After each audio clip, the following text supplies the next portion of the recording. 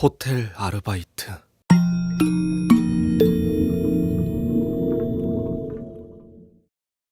난 올봄에 군대를 전역했고 지금은 복학하기 전까지 숙박업소에서 알바를 하고 있어. 간판은 호텔이지만 모텔 수준이야. 아직 알바를 하고 있는 곳이라 어딘지 자세히 말하지 않을게. 여긴 특이하게 1층에 101호라고 룸이 하나 있는데 이 방에 대한 얘기를 해보려고 해. 이 101호는 귀신이 나온다 해서 가끔 직원들이 사장 눈을 피해 짱 박혀서 농땡이 피는 용도로만 사용됐어. 직원들이 머무는 시간은 잠깐이라 아무 일도 일어나지 않았지만 가끔 성수기에 그 방을 오픈하면 귀신을 봤다고 혼비백산해서 나가는 손님이 있곤 했지. 손님들 말은 자다가 배가 아파서 눈을 뜨면 여자가 자신의 배 위에서 펄쩍펄쩍 뛰고 있다는 거야. 여튼 그런 일이 반복되자 사장은 안 되겠다 싶었는지 그 방 가구를 전부 교체하라고 했고 나는 가구를 교체하기 위해 침대를 밀다가 침대와 벽 사이에 붙은 붉은 종이를 보게 됐어. 어? 부적이잖아? 이런 곳에 부적을 붙여놨네. 이건 어떻게 하지? 혼잣말로 중얼거리는데 마침 뒤에서 청소를 하던 A군이 여태껏 귀신 나오게 했으면 효과 없는 거 아니야? 그냥 떼버려. 하는 거야. 그래도 될까? 하긴 내일 사장이 무당을 데려온다 했으니 더 효험 있는 부적을 들고 오겠지. 얼추 정리도 끝난 것 같은데 그만 나갈까? 방 정리를 마치고 뒤로 돌았는데 당연히 있을 거라 생각했던 A군이 보이지 않는 거야. 응? 야, 아직도 화장실 청소하는 거야? 난 고개를 갸웃거리며 A군을 불렀지. 그때 갑자기 101호 문이 열렸어. 방 안으로 들어온 사람은 어이없게도 A군이었어. 벌써 혼자 다 한 거야? 담배 한 대 피고 금방 들어오려고 했는데 전화가 와서 말이야. 미안. 순간 오싹한 기분이 들었어. 난 황급히 들고 있던 쓰레기 봉투를 뒤적거렸고 그곳엔 어느새 까맣게 변해버린 부적이 들어있었어. A군은 내가 이상했는지 왜 그러냐며 다가오다가 부적을 보고 놀라는 거야. 이걸 왜 뗐어? 왜 뗐냐니? 네가 떼라고 했잖아. 효과도 없다면서. 무슨 소리야? 난 청소도구만 놓고 바로 담배 피러 나갔는데. A군은 심각한 표정으로 부적을 보더니 사장에게 전화를 했어. 사장은 얼굴이 퍼렇게 돼서 달려오더니 정말 부적을 뗐냐고 묻는 거야. 그건 나에게 화를 내기보단 미안하고 걱정스러운 말투여서 난 더 겁이 났어. 사장은 내일 무당이 올 테니 오늘은 이만 퇴근해도 된다면서 택시비까지 쥐어줬어. 나는 그 당시 서울 원룸에서 살고 있었는데 도저히 그 집으로 갈 용기가 나지 않았어. 어차피 사장이 준 택시비도 넉넉했기 때문에 난 택시기사님께 약간의 웃돈을 얹어드린다 하고 경기도 광주에 있는 본가까지 갔어. 택시가 광주에 진입했을 때쯤 미터기를 보니 가지고 있는 돈보다 더 많이 나온 거야. 웃돈까지 얹어드린다 했는데 어쩌지? 아니야, 도저히 중간에 못 내리겠어. 일단 집까지 가서 가족 누구한테든 전화해야지. 드디어 택시가 아파트에 도착을 했고 난 집으로 전화를 했는데 그날따라 아무도 전화를 안 받는 거야.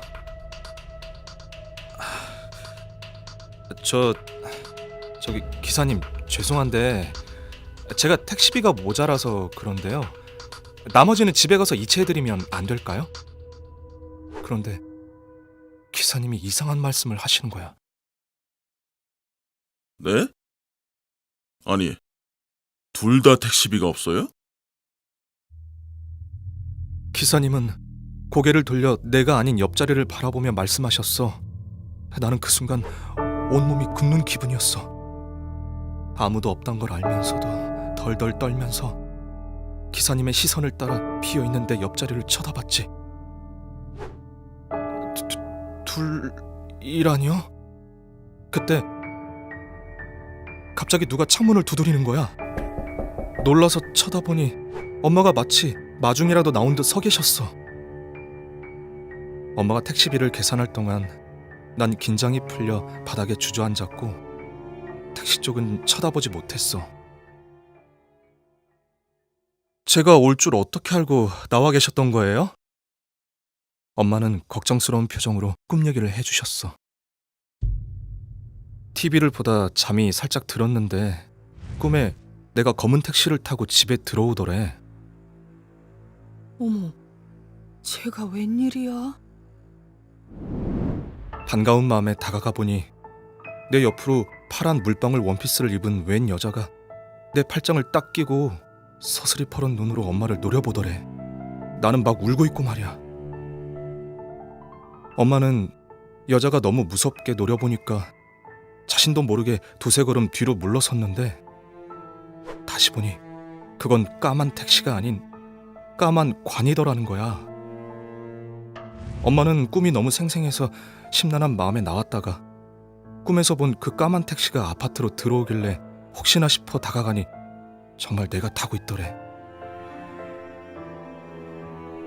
엄마의 말을 듣고 난 다시 바닥에 주저앉아 버렸어. 갑자기 101호에서 귀신을 봤다고 했던 손님 말이 떠올랐거든. 정말이에요. 파란 물방울 원피스 입은 여자가 내 배 위에서 막 뛰고 있었다니까요. 엄마는 하얗게 질려있는 날 보며 무슨 일 있냐고 물으셨지만 난 차마 호텔에서 있었던 일을 말씀드리지 못했어. 그때 우리 집은 넉넉하지 못해서 내가 학비를 벌어야 하는 상황이었는데 알바하다가 이런 일까지 겪었다는 걸 아시면 너무 속상해하실 것 같았거든. 그날 밤 집에서 잠 한숨 자지 못한 채 뜬 눈으로 밤을 샜어. 혹시나 그 여자가 집까지 따라 들어온 건 아닐까 싶어 눈 감는 것조차 두려웠거든. 아침이 되자마자 사장에게 전화를 해서 내가 겪었던 일을 얘기했어. 그리고 무당이 온다는 시간에 맞춰 호텔로 달려갔지. 무당은 50대 정도의 여자였는데 수수한 차림이었지만 눈빛이 굉장히 날카로워서 보고 있자니 나도 모르게 자꾸 시선을 아래로 내리게 되더라고. 무당은 날 가만히 보더니 나만 101호 안으로 들어오라 했어. 난 다시 그 방에 들어가는 게 내키진 않았지만 그 상황에선 다른 선택을 할 수가 없었어. 가져오란 건 가져왔어? 난 전화로 사장이 알려줘서 챙겨왔던 속옷을 무당에게 내밀었어. 무당은 내 속옷과 부적을 같이 태우고는 새로운 부적을 주며 꼭 지니고 다니라 했어. 인연은 네가 부적을 한번 떼어줬기 때문에 계속해서 너에게 장난을 칠 거야. 그러니 다신 101호에 얼씬도 하지 마라.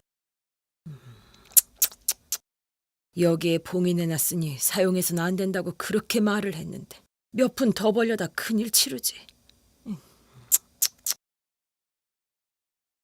그러곤 문 앞에 서서 방 안을 다시 한번 둘러보셨어. 방 안을 나가기 직전 난 문득 손님들이 말했던 이 여자의 행동이 궁금해졌어. 그런데 왜 이 여자는 손님들 배 위에서 뛰는 거예요? 그러자 무당은 황당하다는 표정으로 나를 보며 말했어. 배 위에서 뛴다니? 하긴 그렇게 보일 수도 있겠구만. 이 여자는 손님 배 위에서 뛰는 게 아니야. 목매달아 죽은 귀신이라 죽기 직전 살려고 바둥거리던 행동을 반복하는 거네.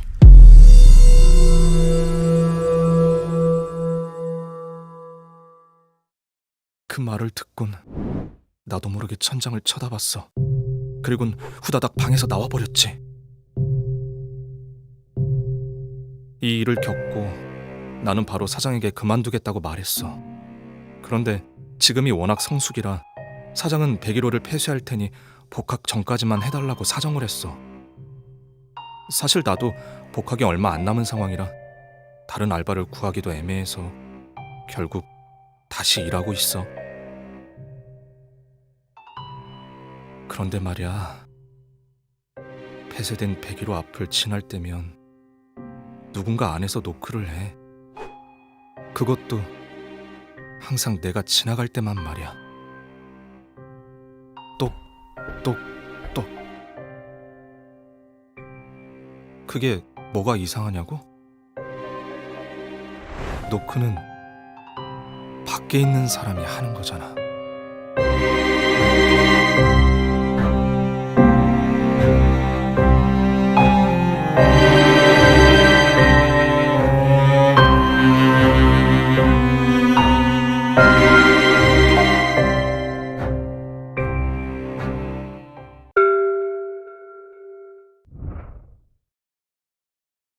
둘이 하는 숨바꼭질.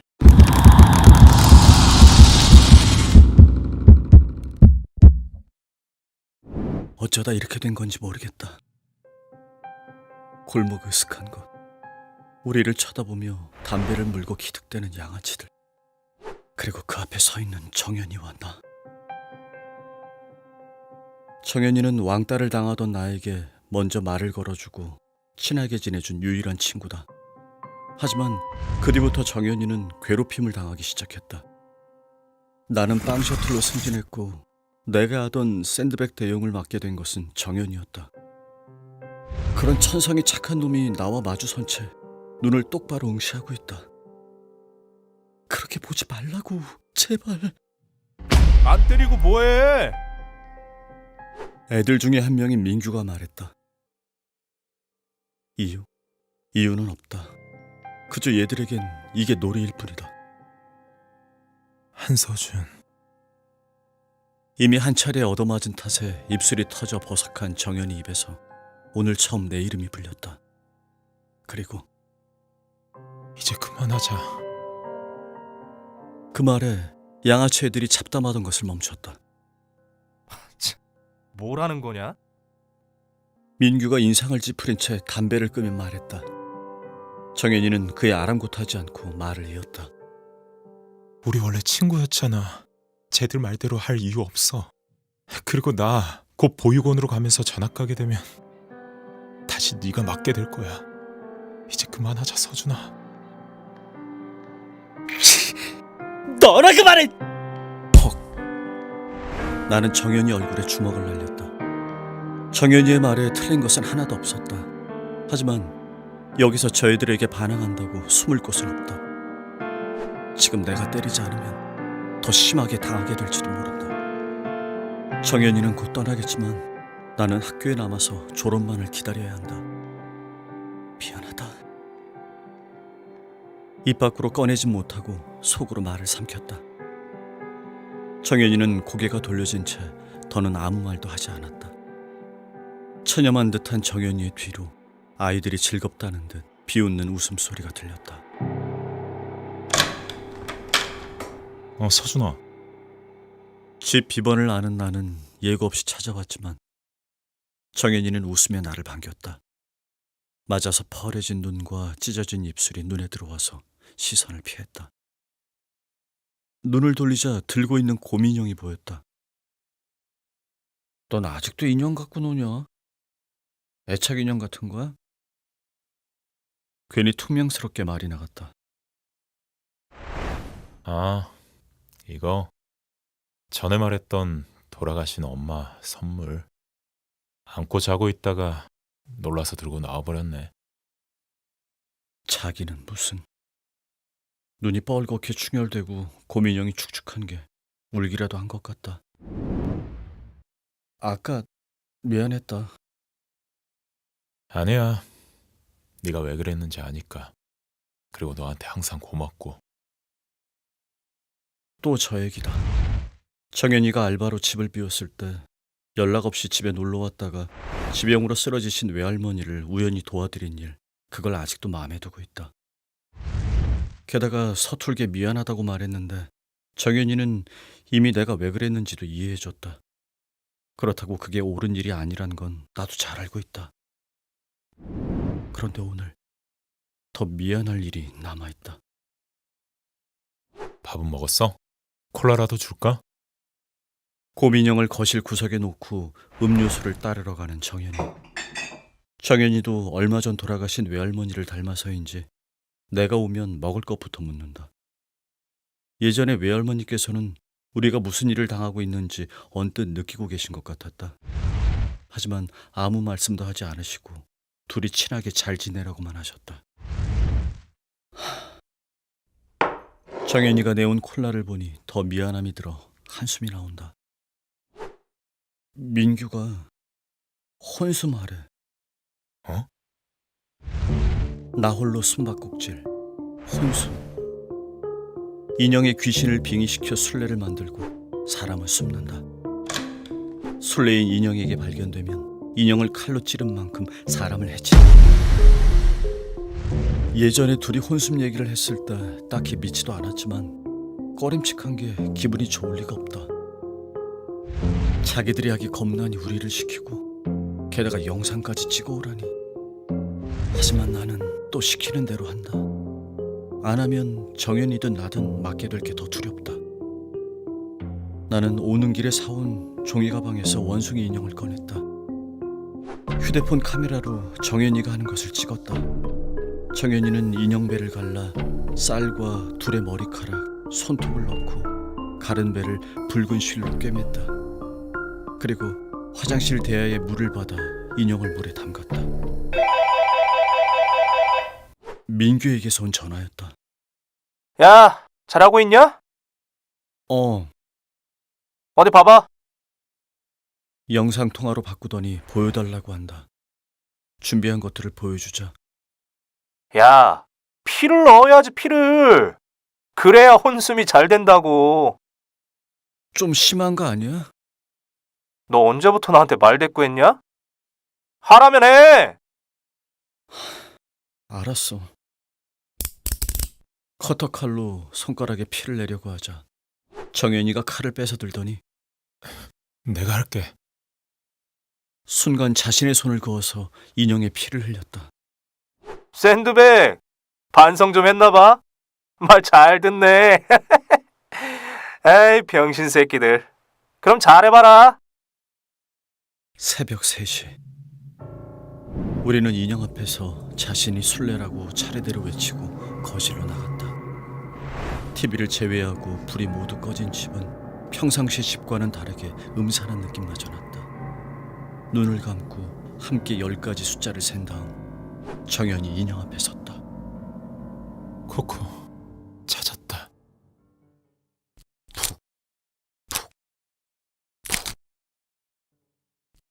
인형에게 붙인 이름을 부르며 커터칼로 찌르는 모습은 친구임에도 기괴하게 느껴졌다.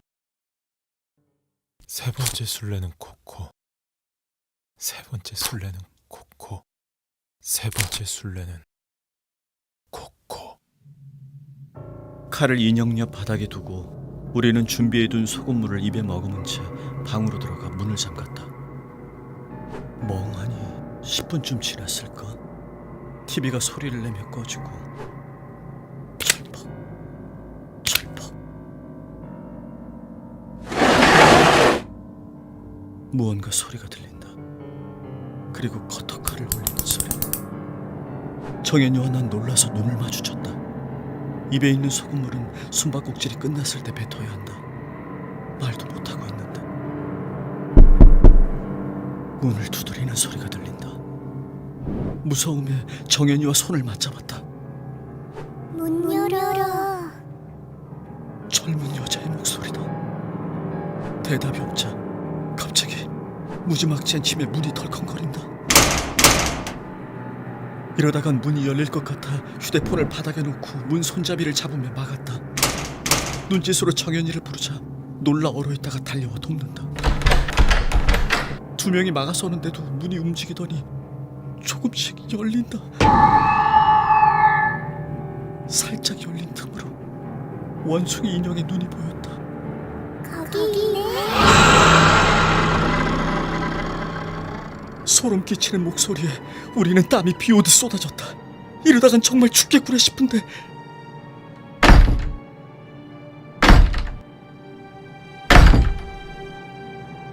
소리와 함께 문을 밀던 힘이 사라졌다. 한참 뒤 더는 아무 소리 없이 조용해진 느낌이 천천히 문을 열었다. 망가진 문이 소리를 내며 열렸다. 문 앞에는 원숭이 인형이 실로 꿰매놓은 배가 뜯어진 채 뭔가에 처참하게 짓이겨 있었다. 그리고 그 옆에 떨어져 있는 커터칼. 소금물을 인형에 뱉고 둘 다 다리에 힘이 풀려 주저앉아 버렸다. 정신을 차리고 휴대폰을 주워들어 영상을 확인했지만 저장된 건 없었다. 화가 난다. 시키는 대로 따른 내가 멍청하게 느껴지기까지 한다. 민규에게 전화를 걸었다. 성민규, 아, 자는데 왜 전화질이야? 우리는 죽을 고비를 넘기는 동안 이 자식은 태평하게 자고 있었다. 우리 이제 너희 셔틀 노릇 안 할 테니까 건드리지 마. 지금 나한테 건방지게 대드는 거냐? 휴대폰 너머로 온갖 욕설이 들려왔다. 야, 너 기다려. 죽여버릴 테니까. 더는 네 말 안 들어. 내일 선생님께 말씀드리고 SNS에 다 올릴 테니까. 이게 진짜 죽고 싶어서 환장... 뭐야?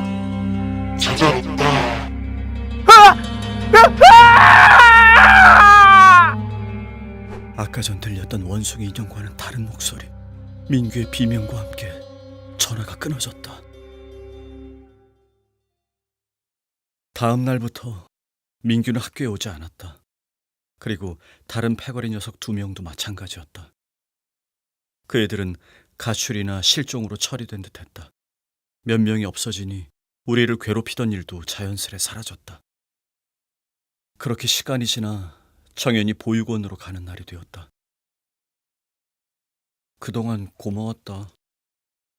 아예 안 볼 것도 아닌데 왜 내가 완전히 떠나는 것처럼 얘기하냐? 그래, 연락해라.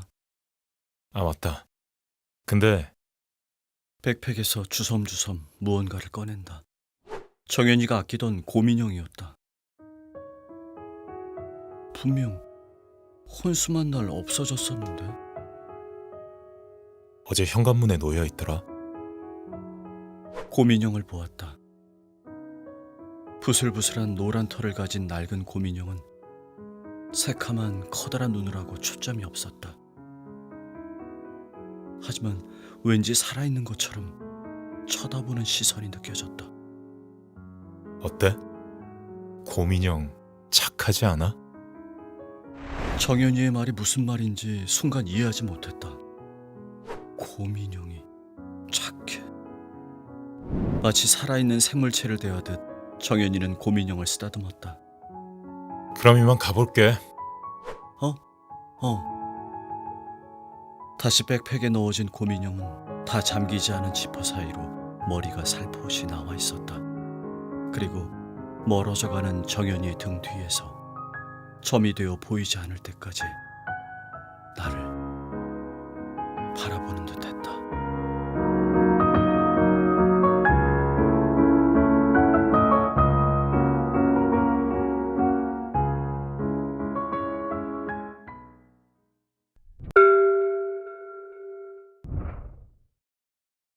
뜻밖의 치팅데이.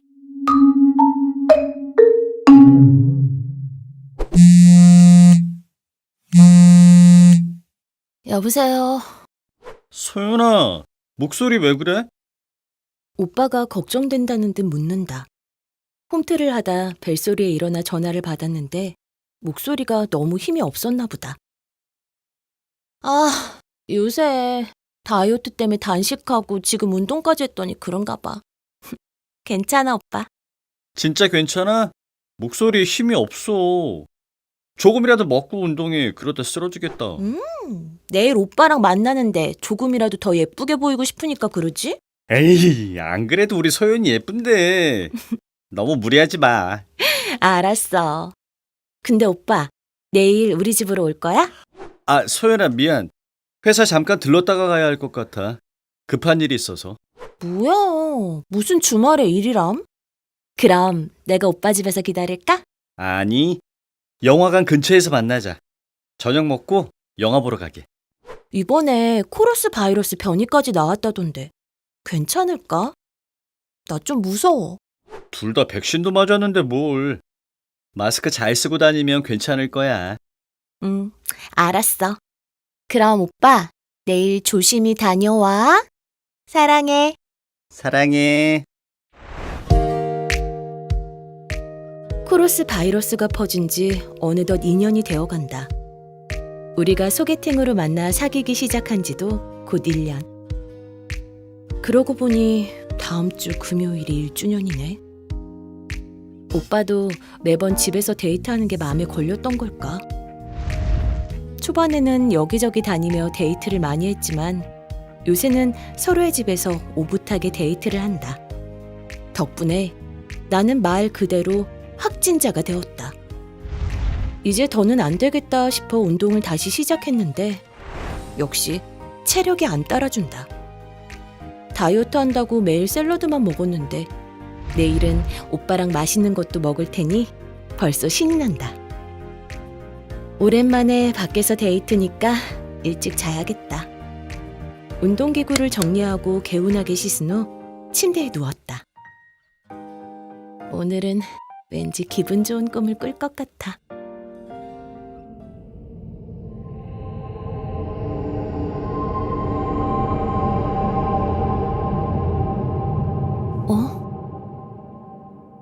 분명 여기는 오빠랑 만나기로 약속한 영화관 가는 길인데?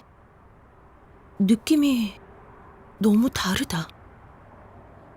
동화 같은 그림체의 파스텔톤 빛깔 건물과 가로수들.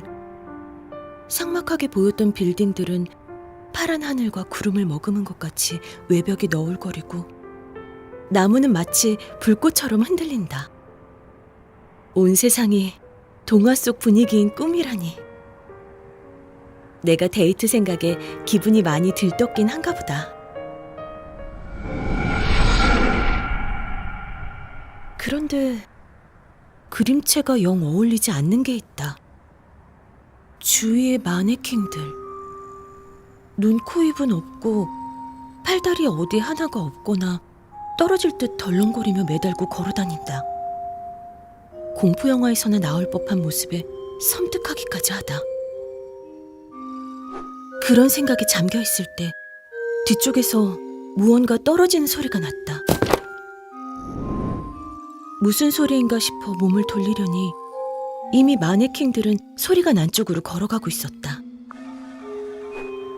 마네킹들이 터벅터벅 가는 곳에는 웬 사람 몸체만한 커다란 곰젤리가 팅팅 귀여운 소리를 내며 허겁지겁 도망가고 있었다. 다른 마네킹들을 따라가 보았다. 조금 앞쪽에서 곰젤리는 골목으로 꺾어 들어갔고 뒤따라 들어간 그곳은 막혀 있었다. 더 이상 도망갈 곳을 찾지 못하고 안절부절 당황하는 게 귀엽기도 하지만 왠지 불쌍하네. 그러나 나와는 다르게 마네킹들은 아랑곳하지 않고 곰젤리를 덮쳤다. 곰젤리는 떨어뜨리려 발버둥 쳤지만 다른 마네킹들을 더 몰려들게 할 뿐이었다. 기왕 이렇게 된 거 나도 곰젤리 한번 먹어볼까? 다가서려니 들어갈 틈도 없었다. 겨우 남은 젤리나 조금 뜯어먹고 아쉽게 돌아서야 했다. 멍하니 있다 보면 음식들이 몸을 숨기며 지나가다 발견되었다. 거기다 소리가 들리는 곳을 가보면 화들짝 놀라는 음식을 볼 수도 있었다. 케이크, 피자, 햄버거, 아이스크림. 하늘에서 음식이 내린다면이란 영화는 제목 그대로 하늘에서 떨어지지만 이건 땅에서 솟아나는 수준이었다. 다이어트를 너무 열심히 해서 이런 꿈을 꾸는 것 같다. 이쯤 되니 꿈이란 게 다행이다 싶기도 하다. 이걸 현실에서 다 먹었다면 며칠은 굶어야 했을 거니까. 그런 생각들은 음식을 먹을 때면 날아가 버렸다. 맛은 내가 먹어봤던 그 맛보다 더 맛있었다. 케이크와 아이스크림은 솜사탕처럼 부드럽고 달콤했고, 피자와 햄버거는 토핑마다 색다른 맛이어서 먹는 게 아까울 정도였다. 그렇게 음식들을 쫓으며 다니다 보니 어느새 내가 사는 동네에 와 있었다. 여기엔 뭐가 나오려나? 하면서 익숙한 길을 따라 우리 집 앞으로 걸어갔다. 앞쪽에 다다르자 주차된 차 뒤에서 당당하게 치킨 한 마리가 내 앞에 나타났다. 먹어줍쇼 하는 건가? 너무 당당하니 오히려 내가 당황스러울 정도였다. 치킨이 나타나자 아니나 다를까 마네킹들이 몰려들었다. 들고 있는 커다란 뼈로 마네킹들을 무찌르지만 확실히 뒤로 밀려나고 있었다. 이러다간 한 점도 못 먹을 것 같아 얼른 치킨에 다가갔다.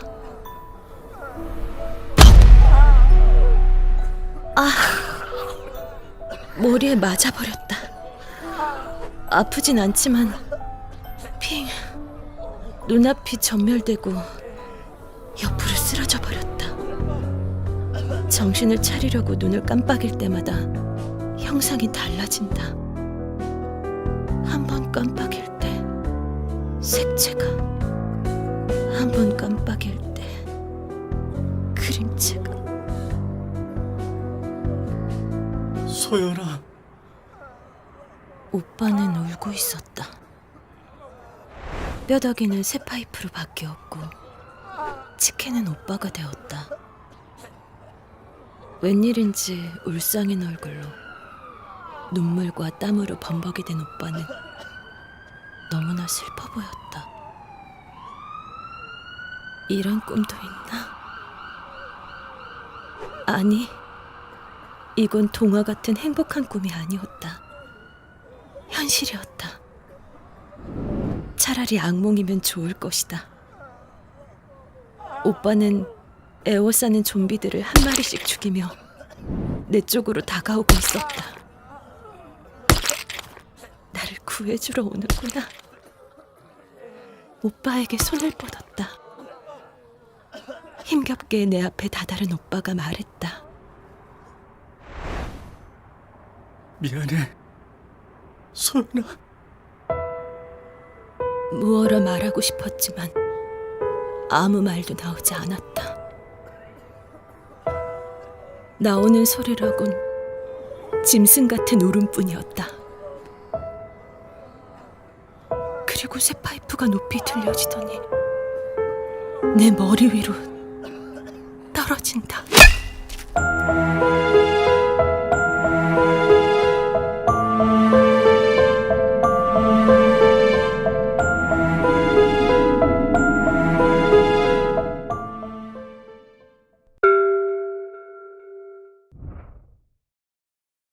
생일 선물.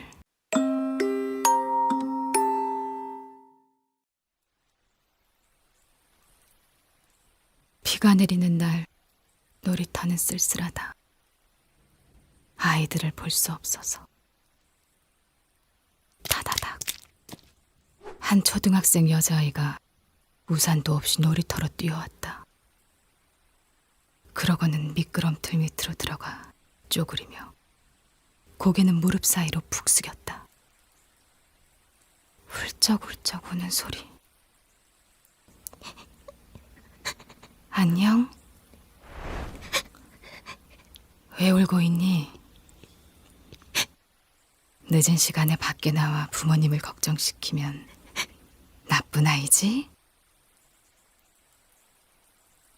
아이가 눈만 뺏고 우민해놓고 대답 없이 나를 바라보기만 한다.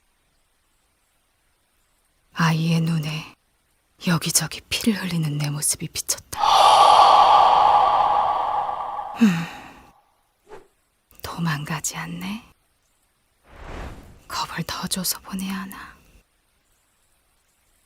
나쁜 아이는 죽여서 내 아이로 삼아버린다. 왜 여기서 이러고 있어요? 뭐? 아이가 놀라지도 않고 맹랑하게 되묻는다. 길 잃었어요? 차 사고가 난 후 기억이 없기는 한데. 아니, 얘 그런데 왜 여기 있어요? 그래. 아이의 옆에 몸을 웅크려 앉았다. 헤매고 헤매다가 이곳에 왔을 때 따뜻하고 즐거운 기분이 들었거든. 그렇구나. 우리 엄마도 길을 잃었나 봐요.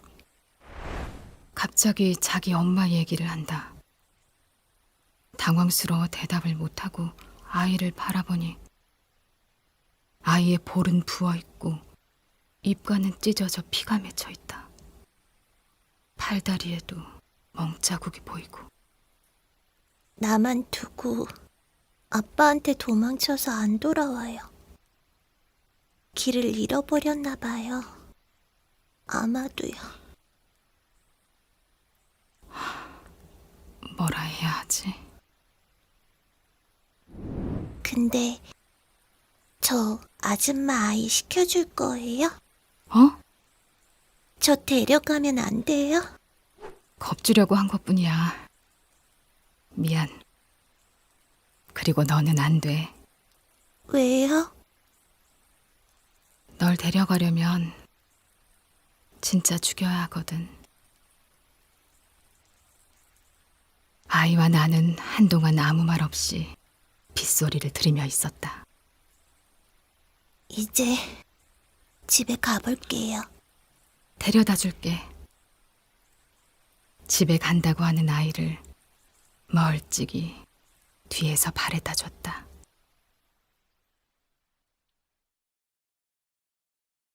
그 후 한 달이 다 되어도 아이가 보이지 않았다.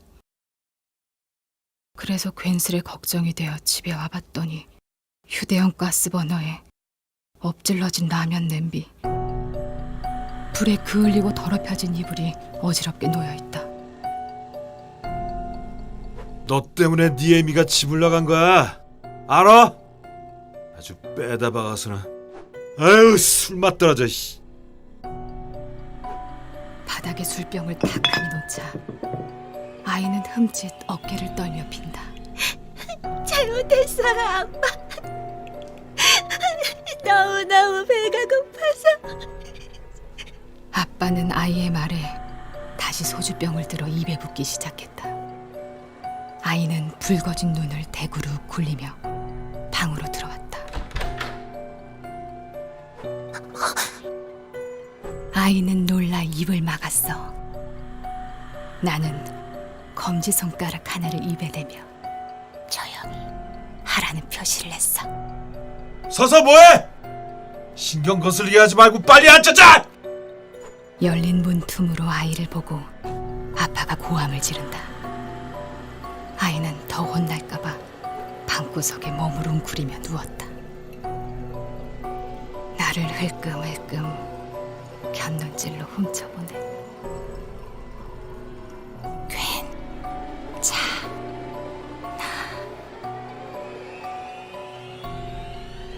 내가 입모양으로 말한 걸 알아듣고 안심이 된 건지 아이는 눈을 감았다. 그리고 아직 파란 멍이 채 가시지 않은 제 팔을 홀로 쓰다듬으며 아빠에게 들리지 않게 아주 조그맣게 말했다.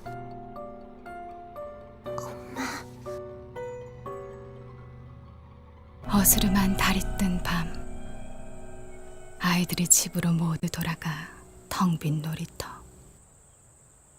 그네에 걸터 앉아 있는데 터벅터벅 아이가 걸어와 내 옆 그네에 앉는다. 넌 내가 무섭지 않니? 안 무서워요. 아이는 발끝으로 모래를 툭툭 걷어찬다. 밤늦게 왜 왔어? 아빠가 집 밖으로 나가지 말라고 했거든요. 그런데 오늘은 아빠가 집에 안 올 것 같아서 몰래 나왔어요. 아이는 아무도 없는데 한 손으로 입을 가리며 속삭이듯 말했다.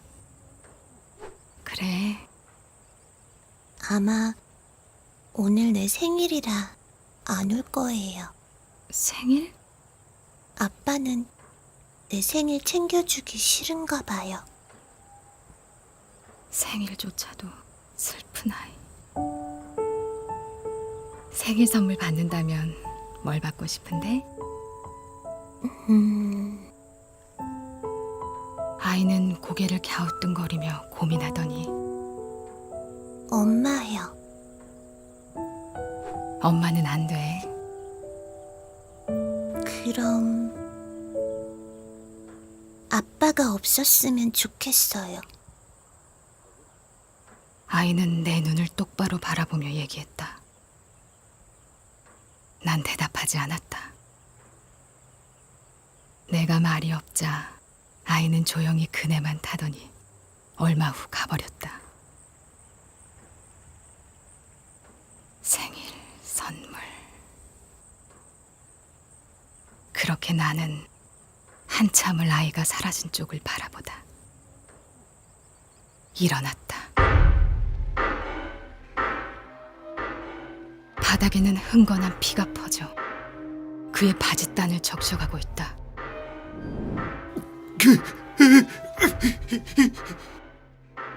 놀란 그는 뒷걸음질 쳤다. 손에는 깨진 소주병에서 뚝뚝 핏방울이 떨어지고 있었다. 그가 덜덜 떨며 보는 바닥에는 아이가 머리에 피를 흘린 채 쓰러져 있다. 배에서 숨이 다 빠져나간 듯 미동도 없이. 그는 소주병을 던지듯 버리더니 아이를 흔들었다. 하지만 아이는 이리저리 흔들릴 뿐 깨어나지 않는다.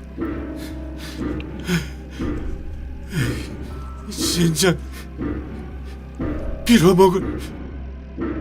그는 아이를 놓아버리고는 주저앉아 허공을 보았다. 그때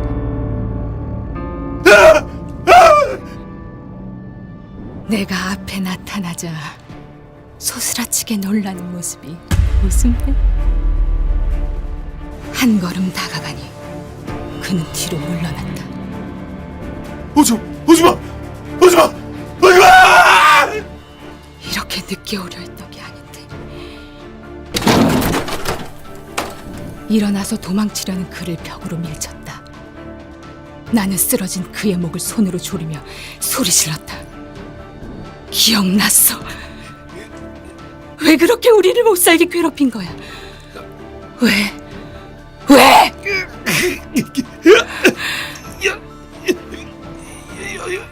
여보! 갓난 애를 안고 당신한테서 도망쳤어. 난 죽어버렸는데 그러면 애한테만은 잘해줬어야지. 내가 한참을 얼마나 그 애를 찾아 헤맸는데. 핏줄이 터져가는 그의 눈동자에 내가 비쳐 보였다. 새빨간 피눈물을 흘리며 울고 있는 내 모습이. 하은아, 우리 하은이 엄마가 너무 늦어버렸어.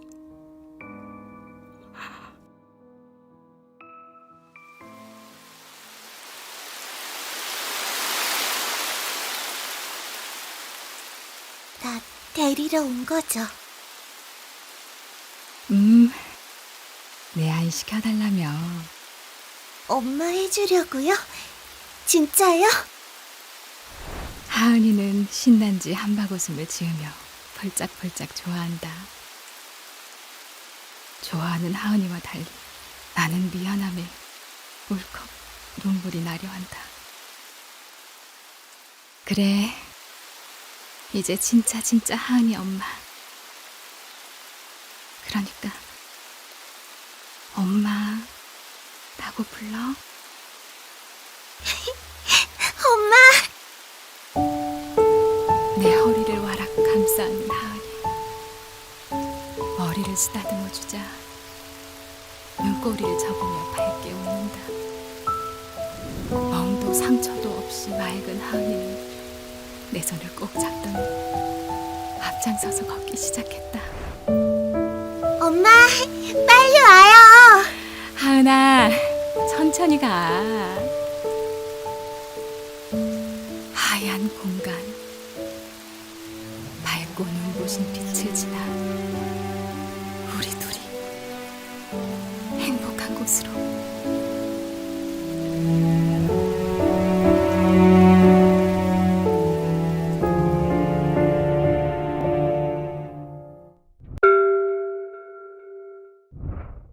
산기도. 이 일은 내가 중학교 3학년 방학 때 처음 갔던 기도원에서 실제로 겪었던 일이다. 그 기도원에서 있었던 일은 나에게 무서운 기억을 안겨주었고 난 그 이후 산기도는 가지 않는다. 미리 말하지만 이건 내가 겪은 일일 뿐 종교적인 것과는 전혀 관계가 없다. 1년 정도 다닌 교회에서 경기도에 있는 기도원으로 철야 기도회를 가게 되었다. 교회 다닌 지 오래되지도 않았고 믿음이 크지도 않았던 나는 기도를 하고 싶다기보단 그냥 친구들이랑 1박 2일 놀러 간다는 가벼운 마음으로 갔던 것 같다. 저녁 8시쯤에야 도착한 기도원은 본당, 수양관, 기도원 이렇게 세 동의 건물로 이루어져 있었고 본당 왼편으로는 등산로가 연결되어 산으로 올라갈 수 있었다. 이따 10시에 산기도 갈 거니까 그 전에 본당으로 다 모이세요. 산기도? 그냥 기도원에서 기도하는 거 아니었어? 그러게, 날도 추운데 산기도라니. 다들 나와 같은 마음인지 춥다 무섭다 하며 투덜대는 학생들의 불만이 이어졌다. 하지만 얼마 전 우리 교회로 부임한 전도사님은 매사 의욕이 넘치고 열정적이셨다. 자. 산기도가 처음인 사람들은 잘 들어요. 가끔 산기도를 하다 보면 이상한 것에 현혹될 수 있으니 방언기도는 하지 말고 기도하다 이상한 느낌이 들거나 하면 손을 들어주세요. 그 외에도 길이 미끄러울 수 있으니 조심히 이동하고 먼저 내려갈 때는 절대 혼자 가지 마세요. 그 밖에도 몇 가지 추가 주의사항이 있었지만 이상한 것에 현혹될 수 있다는 말 뒤로는 아무것도 들리지 않았다. 무조건 친구들 옆에 딱 붙어 있어야겠다. 전도사님의 인솔에 따라 모두 방석을 하나씩 들고 기도원과 연결된 산으로 올라갔다. 10시가 넘은 시간. 높지 않은 산중턱이었지만 손전등을 비춰서 앞사람 발만 보고 올라가야 할 정도로 이미 칠흑 같은 어둠뿐이었다. 20분 정도 지났을까? 나무들 사이로 우리가 모두 앉고도 남을 정도의 공터가 나타났다. 자, 앞이나 옆 사람과 서로 기도가 방해되지 않게 간격을 좀 두고 앉으세요. 가로등 하나 없이 너무 깜깜하고 빽빽한 나무들이 무서워 사이를 뛰기는커녕 친하지 않은 사람 옆이라도 찰싹 달라붙어 앉고 싶었지만 전도사님의 지시에 따라 남들처럼 상당한 간격을 두고 방석 위에 앉았다. 벌레 있는 거 아니야? 흙냄새.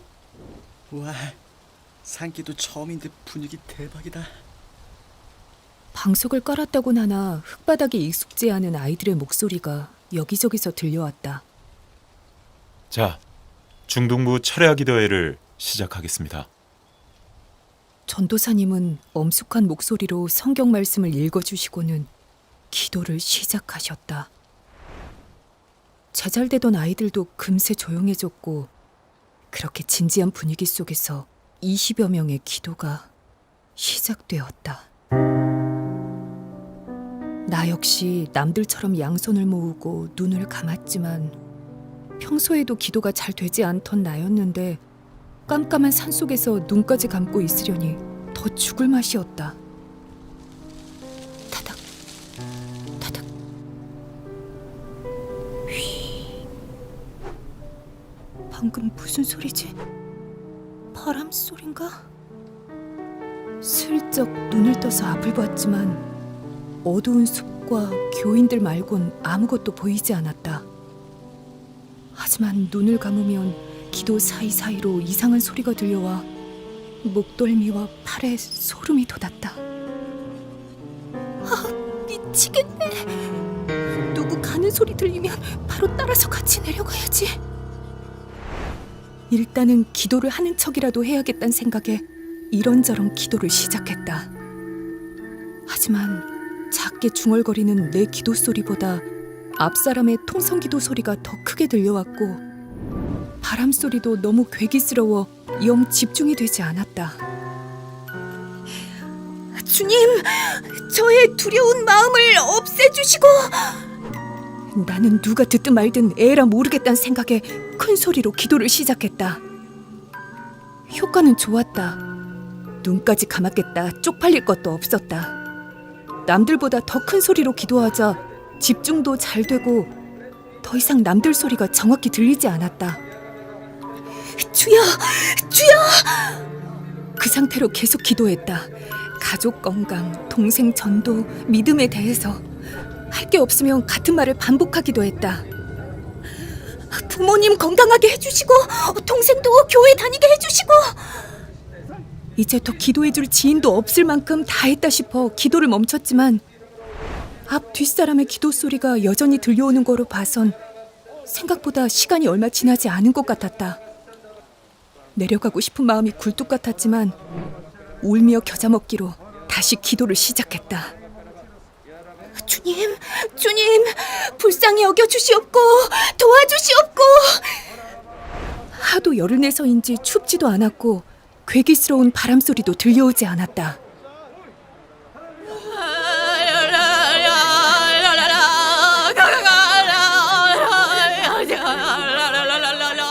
다들 굉장히 은혜를 받은 건지 여기저기서 방언 기도를 하는 듯 알아들을 수 없는 언어로 기도하는 게 들려왔다. 평소 믿음이 강한 친구들이 하는 방언 기도에 열등감이 있었던 나는 더 큰 소리로 기도를 했다. 상기도가 집중력을 높여주는지 평소보다 몰입이 잘 되었다. 그렇게 한동안 무아지경으로 기도를 했던 것 같다. 시간이 얼마나 흐르는지도 몰랐고 내가 무슨 기도를 하는지도 몰랐다. 그렇게 계속하다 보니 어느 순간 내가 중얼거리던 말들이 분노로 바뀌었다. 그저 막 답답했고 참을 수가 없었다.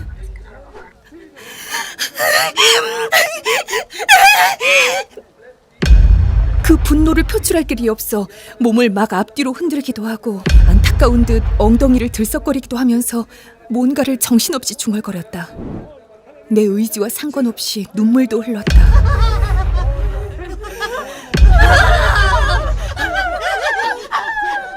사람들의 소리가 정확하진 않지만 절규하는 듯 들리기도 하고 은혜를 받은 듯 행복한 비명처럼 들리기도 했다. 탁! 그때 누군가 내 어깨에 손을 올렸다. 그 순간 들끓던 마음이 다시 가라앉았고 마치 정신이 나갔다 제자리를 찾은 듯 차분해졌다. 마음을 진정시키며 기도를 마칠 때까지도 사람들의 기도 소리는 여전히 웅얼웅얼 계속 들리고 있었다. 30분 정도는 지났겠지? 이 정도면 내려가도 눈치가 안 보일 것 같아 나는 기도를 시작한 후 처음으로 눈을 떴다. 그런데 전도사님? 전도사님이 내 어깨에 손을 올리고 서 계셨다. 안심하는 표정으로 나를 바라보는 게 이상해 주변을 둘러보았다. 아무도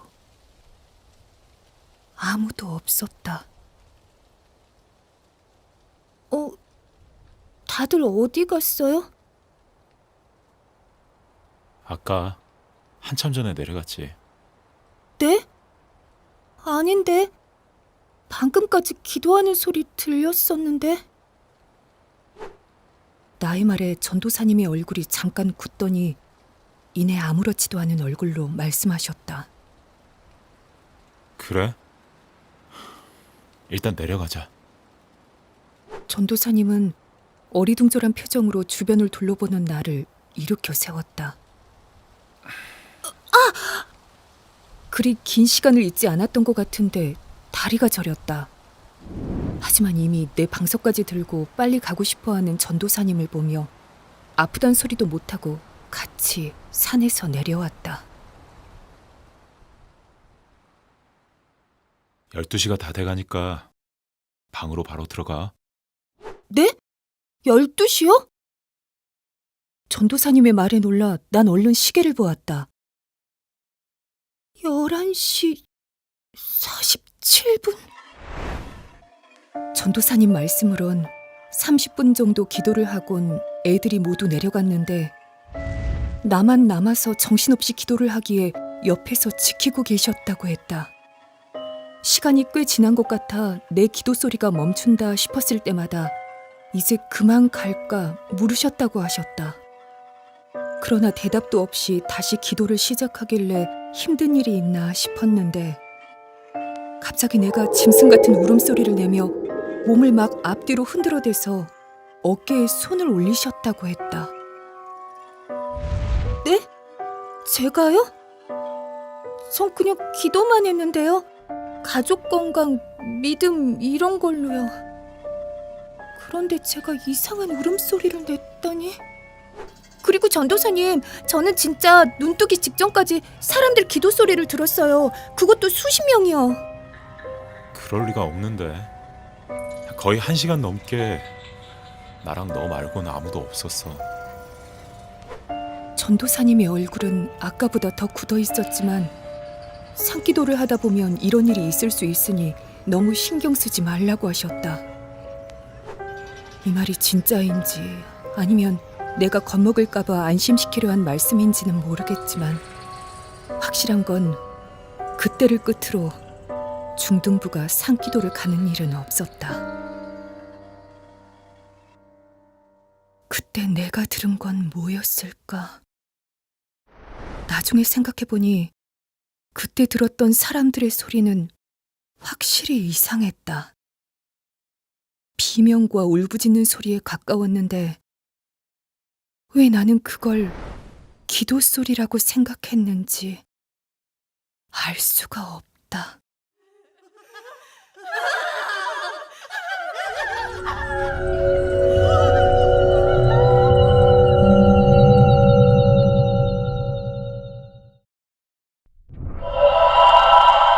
구독과 좋아요 눌러주세요.